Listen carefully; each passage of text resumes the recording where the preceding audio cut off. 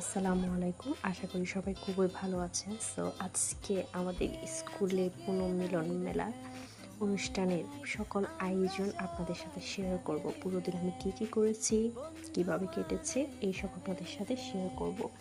So দিনের শুরুতে আমরা সকাল সকাল প্রায় 9টার দিকে চলে যাই আমাদের স্কুলে। দেন তখনও অনেক পাখা ছিল স্কুল, তাই আমরা শুরুতে প্রবেশ করতে অনেক বেশি ফটো সেশন করি।